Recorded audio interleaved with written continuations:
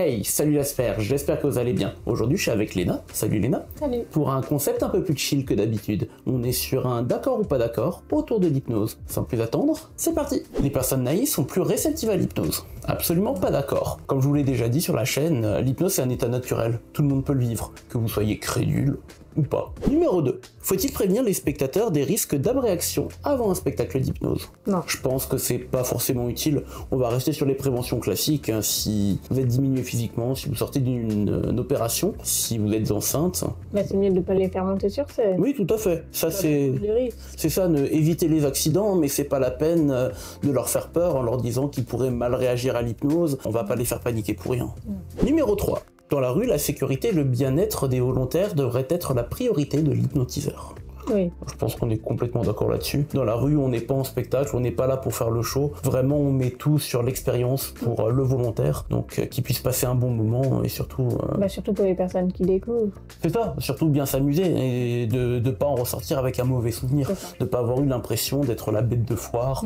Oui, pour moi, c'est important, c'est vraiment même le plus important. Ok, numéro 4, l'hypnose thérapeutique devrait être exclusivement pratiquée par des professionnels de la santé. Non. Pour moi, c'est clairement non. C'est vrai que l'hypnose médicale est de plus en plus pratiquée, on en voit de plus en plus en bloc opératoire, utilisé par les anesthésistes, mais ça ne change rien que des gens tels que moi, qui n'aient aucune formation médicale, pouvons accompagner des gens pour toutes sortes de choses. Les phobies, les addictions, le stress, peut-être des performances sportives, il y a énormément de choses. L'accompagnement avec l'hypnose est très très vaste. Numéro 5, il faut croire à l'hypnose pour que cela fonctionne. Sans surprise. D'ailleurs, les gens qui n'y croient pas, c'est ce que je préfère faire dans la rue, puisqu'ils se lancent dans l'expérience sans vraiment d'a priori. Ils n'ont pas d'idées reçues, donc en général, c'est ceux qui se retrouvent les plus surpris. Je pense que c'est même génial quand t'as un mec qui n'y croit pas, qui vient te voir, ouais, l'hypnose, j'y crois pas, et que 2 minutes après, il voit une licorne dans la rue, ou il est par terre. Exactement. Numéro 6, le pré-talk est l'élément le plus important dans une séance d'hypnose. Oui. C'est vraiment l'étape où tu vas mettre la personne en confiance, où tu vas lui expliquer ce qu'est l'hypnose, lui faire comprendre qu'elle n'a pas à avoir peur. En gros, tu vas désamorcer toutes ces croyances ou ces fausses croyances autour de l'hypnose. Ça permet d'échanger aussi avec la personne. C'est ça, c'est vraiment le premier contact que tu vas avoir la personne, donc lui permettre vraiment de ne pas appréhender, de se lancer en pleine confiance dans l'expérience. Numéro 7, mettre au sol ses volontaires. Pour aussi, mais... Je sais qu'il y a un mais chez toi. Non, mais moi je préfère quand même demander à la personne. D'accord, ouais, je peux comprendre. Moi personnellement je demande pas, mais ça va vraiment dépendre du contexte. Je veux dire, s'il pleut et qu'il fait dégueulasse dans la rue, forcément c'est logique qu'on va pas mettre la personne au sol. Voilà, si le contexte me le permet, je vais pas forcément demander. Et je rajoute aussi un truc, c'est par rapport à la tenue de la personne. Tout à fait, je suis d'accord. C'est clair que si la personne est en... J'ai quelqu'un qui par exemple, en jupe ou en robe, voilà, et qu'on peut tout voir en dessous. Pour moi ça dépend vraiment du contexte. Mais de base, ça ne me dérange absolument pas de mettre quelqu'un au sol par terre dans la rue. Numéro 8. Résister à l'hypnose est très facile. On est d'accord. De toute façon, si vous ne voulez pas être hypnotisé, ça ne fonctionnera pas quoi qu'il arrive. Je peux même vous le montrer. Si elle ne veut pas être hypnotisée, dors. Non mais, regardez. Dors. Vous voyez, ça ne marche pas. Elle ne le veut pas. Dors. Non plus. Voilà. La preuve. Numéro 9. La pratique de l'hypnose de rue devrait être soumise à une réglementation stricte. On a le droit d'être libre. Tout à fait. De toute façon, pour moi, le fait de réglementer l'hypnose, on serait sur une privation de liberté, puisque finalement, qui peut se permettre de dire ce que tu fais dans la rue en hypnose de rue, c'est bien ou c'est mal? Oui. Personne n'est là pour le définir. Donc pour moi, ça n'aurait aucun sens de réglementer l'hypnose de rue. Numéro 10, la pratique de l'hypnose de divertissement est un frein à l'hypnothérapie. Non. Absolument pas d'accord. Puisque l'hypnose de divertissement, c'est quelque chose qui est très médiatisé, donc ça peut permettre aux gens vraiment de découvrir l'hypnose et de se dire « Ah bah tiens, je pourrais peut-être aller voir du côté de l'hypnothérapie. » Ou même encore, en hypnose de rue, j'ai été réceptif, alors pourquoi pas aller voir un hypnothérapeute, puisque je suis réceptif à l'hypnose, donc je sais que certaines choses peuvent fonctionner. Oui. Qu'est-ce que t'en penses, toi? Des fois, on peut allier les deux aussi. Tout à fait. Ça arrive, hein. Moi, j'ai déjà vu des personnes, ils allient les deux. D'un côté, l'hypnose de spectacle, c'est aussi une forme de thérapie. Tu ramènes des émotions, tu passes un bon moment. Voilà, l'un ne va pas sans l'autre. Les deux peuvent vivre tout à fait l'un avec l'autre.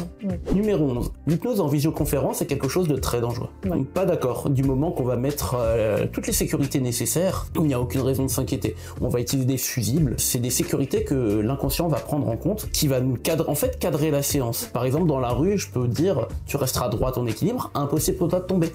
Dors. Et voilà, exactement. elle ne tombe pas, l'inconscient fait les choses. Et c'est exactement pareil en visioconférence, tu peux ouvrir les yeux. Maintenant, où l'on pourrait dire, si jamais tu ne venais à ne plus m'entendre, que la connexion venait à être coupée, tu te réveillerais, tu sortirais de l'état hypnotique instantanément, du moment qu'on a un retour visuel. Oui, c'est ça. C'est le plus important, histoire de garder un œil sur son volontaire et sur l'environnement. Numéro 12. L'auto-hypnose devrait être enseignée comme un outil de gestion du stress à l'école et dans le milieu du travail. Tellement. Ouais, non. Alors là, moi, je suis tellement d'accord. Franchement, c'est un truc qui est tellement exceptionnel. Ça. Si tout le monde pouvait l'apprendre, tout le monde pouvait l'assimiler, il y a plein de choses, il y a plein de portes qui pourraient s'ouvrir finalement. Ouais. Surtout, là, on parle des examens, tout ça. Ouais. Ben, en général, on est stressé. Ça peut clairement nous aider. C'est ça. Puis, ça éviterait aux gens de péter un plomb, de péter un câble. Ça pourrait permettre énormément de choses.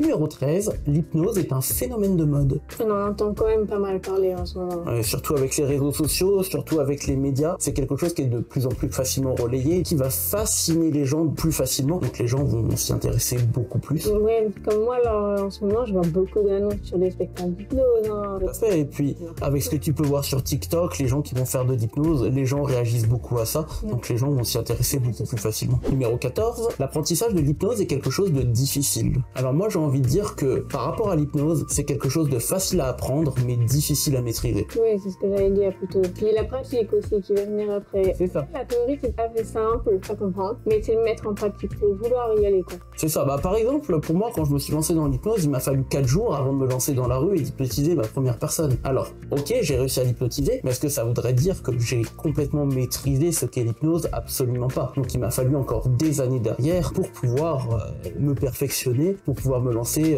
plus efficacement dans la rue, et puis après pour pouvoir me lancer en spectacle. Numéro 15. Quand il rigole, je suis sûre qu'il y a des questions. Charlie, ton claquement de langue est insupportable. Alors, je sais pas.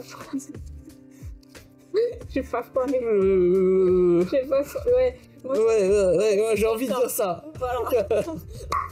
Tu vois? Non. En fait. Mais je sais pas en vrai, tu peux le supporter comme ne pas le supporter en soi. Ça dépend des gens. Et voilà, on est sur une fin de vidéo. Comme je le disais, on est sur un format un peu plus chill que d'habitude. J'espère que cela vous aura plu. Moi j'ai envie de vous dire à très bientôt pour une nouvelle vidéo. Et n'oubliez pas, dormez.